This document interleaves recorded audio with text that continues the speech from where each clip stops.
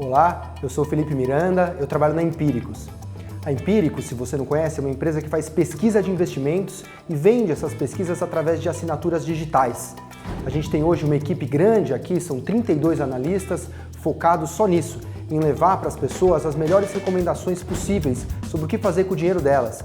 Antes estava muito restrito aos super investidores, aos profissionais, e a gente veio com a missão de levar isso para qualquer um, né? Fazendo com a mesma qualidade ou até melhor do que antes o pessoal restrito só aos profissionais estava fazendo. É importante uma característica aqui, que a gente não faz isso com nenhum tipo de conflito de interesse. Os bancos, quando eles te apresentam uma recomendação, você nunca sabe se ele está fazendo isso porque é melhor para o banco ou se é melhor para você. A gente não tem nenhuma outra fonte de receita, é só com as próprias ideias de investimento. Então é um modelo não conflitado, né? E foi isso que nos trouxe até aqui. Hoje eu vim para dar um recado que eu considero muito importante. Depois de um 2017 que deu para ganhar muito dinheiro, né? As pessoas que, até mesmo por sorte, assim que a gente deu em acertar algumas recomendações, as pessoas que puderam seguir as nossas sugestões esse ano ganharam bastante dinheiro, né? Foi um ano muito positivo para a Bolsa, a economia brasileira começou a se recuperar, a gente baixou bastante a inflação, perdemos aquele risco no nosso balanço de pagamentos, não há pressão sobre o dólar e lá fora também um ambiente muito favorável ao fluxo de recursos para os mercados emergentes, né? Assim a gente termina 2017 com muita felicidade e com a sensação do dever cumprido, né? Mas que só serve para que a gente tenha ainda mais um compromisso de seguir por 2018 com a mesma determinação e com a mesma perseverança que a gente chegou até aqui. Já são 8 anos de história, né? Pode não parecer, mas eu estou há bastante tempo nessa. Então, o compromisso é cada vez maior, né? Hoje a gente tem 1,5 milhão de leitores, né? E são quase 200 mil pessoas que pagam pelo nosso conteúdo. Então, uma responsabilidade tremenda e é a essa responsabilidade que a gente deve satisfação e que nos faz acordar de manhã motivados. E qual é a mensagem de hoje, né? Olha, se 2017 foi um ano que deu para ganhar muito dinheiro, eu acho que 2018 talvez dê para ganhar ainda mais. Só que você tem uma série de riscos, ameaças, que são ao mesmo tempo oportunidades. E a gente tem que combinar essas duas coisas para que você possa estar protegido e evitar uma grande destruição patrimonial se alguma dessas ameaças ou riscos se materializarem e ao mesmo tempo nos posicionar para ganhar muito dinheiro quando as oportunidades surgirem e elas já estão hoje na mesa e depois eu vou mostrar para vocês como algumas delas que eu já identifiquei podem fazer você já começar ganhando bastante dinheiro, né? Já acho que tem coisa em dezembro para a gente fazer já. Mas antes, deixa eu fazer uma recapitulação de qual que é o panorama hoje, né? Hoje a gente vive lá fora o que eu chamo de um late cycle, né? O que é isso? A gente está numa fase tardia do ciclo econômico, esse ciclo de expansão que a gente está observando tanto dos mercados quanto da economia, talvez esteja chegando ao fim. Essa é uma grande preocupação, uma grande ameaça para todos os investimentos. Pode parecer uma coisa distante, mas olha, o que tem feito a economia brasileira se recuperar e os mercados subirem tanto é um ambiente formidável que tem acontecido nos últimos meses para os fluxos de recursos para os mercados emergentes, entre eles o Brasil, que é um ciclo caracterizado por 3 coisas, ou 4 coisas. Primeiro, um bom crescimento, que no encontro do FMI eles definiram, a expressão da moda foi um crescimento sincronizado, todas as economias crescendo bastante, baixas taxas de juro, baixa inflação, com muito dinheiro por aí. Os bancos centrais, para salvar a economia daquela grande crise de 2008, colocaram um caminhão de dinheiro. Eu já vou passar um gráfico sobre isso. E aí o resultado foi esse aqui que você pode observar. Olha como sobe aqui, ó. O S&P é o principal índice da Bolsa Americana, como ele basicamente escapa do padrão histórico e dá essa super porrada, essa super valorização. E aqui embaixo, e é isso aqui que é o primeiro... Aqui você vê que a gente está numa fase tardia do ciclo, ou seja, que talvez a gente está numa super tendência de alta, mas que a qualquer momento ela pode ter uma derrubada e é isso que me preocupa hoje. A gente tem uma fotografia muito bonita desse cenário externo, com a reunião desses fatores que eu falei para vocês, mas ao mesmo tempo esse late cycle, a qualquer momento a gente pode inverter esse ciclo. E aqui, essa linha vermelha são os drawdowns. É uma palavra complicada para falar um negócio muito simples. Quanto que é a queda do pico até o fundo. E você repara que nos ciclos de alta anterior, ou mesmo nos ciclos de baixa, você tinha drawdowns grandes. Olha como reduziu o drawdown. O que significa? Não tem estresse. não tem queda. Isso me preocupa bastante, porque a gente está suprimindo a volatilidade do sistema, a gente está escondendo os riscos debaixo do tapete. Vem uma notícia ruim, as pessoas caem um pouquinho e já começa todo mundo a comprar, porque o cenário está muito de céu de brigadeiro. Então, o que o Nassim Taleb fala, né, quando a volatilidade está baixa, ou se você assistiu o Tropa de Elite, o baiano, antes de ser executado pelo Ramiro, que ele fala, né, tá muito calmo esse morro, tá muito calmo esse morro. É isso, essa é a minha preocupação agora. A volatilidade está suprimida, então os riscos, eles parecem que não existem. E quando os riscos não existem, as coisas não estão voláteis. Você acha que está tudo calmo, você vai indo para o risco, vai tomando cada vez mais risco. E toma dívida para comprar risco, porque é isso que está dando certo. Até que alguém vai lá e com uma agulha, pum, estoura essa bolha. Então, o baixo drawdown, para mim, é uma grande fonte de preocupação, porque representa essa supressão de alguns riscos e uma grande preocupação. Olha isso aqui também, que é um outro claríssimo sinal. Isso aqui são dados de setembro, até setembro, porque eu tirei dados oficiais e eles fecham a cada trimestre. E aqui, ó, a gente já está diante da terceira maior recuperação da economia norte-americana, da história inteira. Então, assim, há muito tempo a economia americana vem numa trajetória positiva.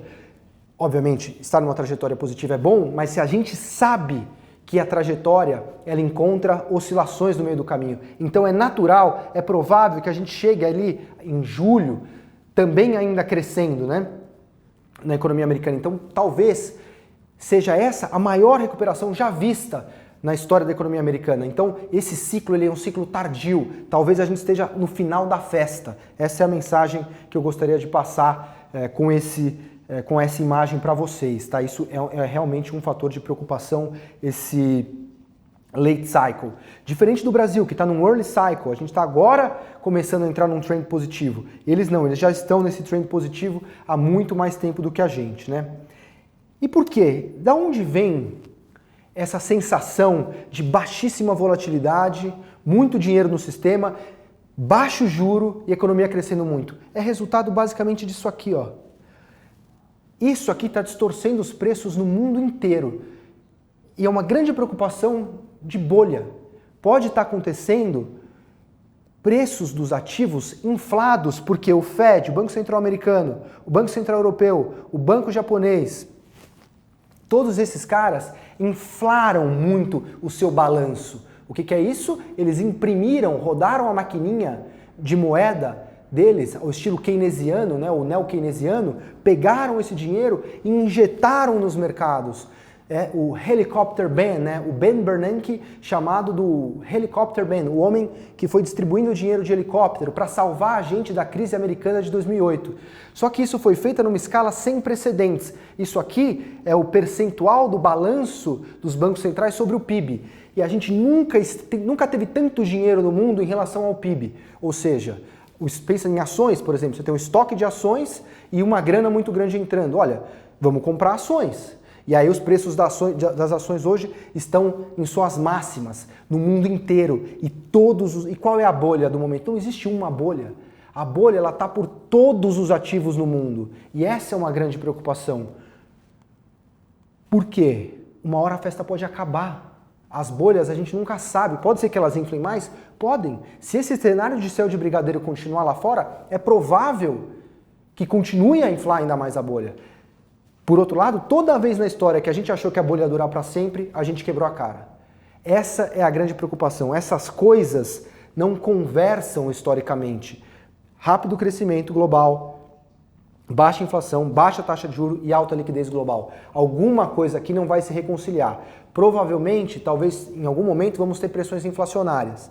Tendo pressões inflacionárias, o Fed vai ter que subir o juro, o Banco Central Americano. Isso vai tirar dinheiro dos mercados emergentes e pode nos pegar bem ali pertinho da eleição, bagunçado, num momento de grande incerteza. A gente já vai chegar na questão da inflação.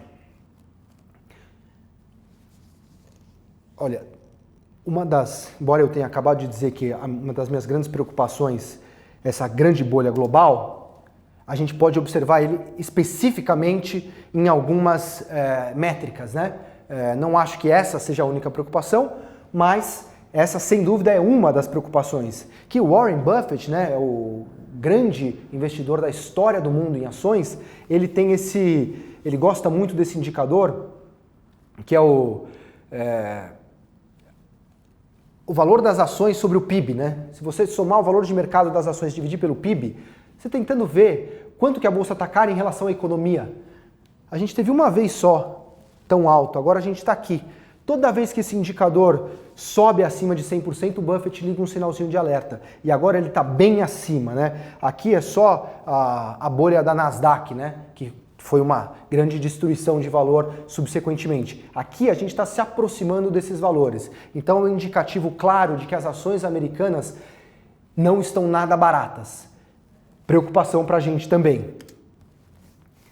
E óbvio, a bolha mais óbvia, né, são as criptomoedas, né? A gente vê o que está acontecendo com os bitcoins, né? Nunca, talvez na história da humanidade, a gente tenha tido um fenômeno tão absurdo quanto esse, né?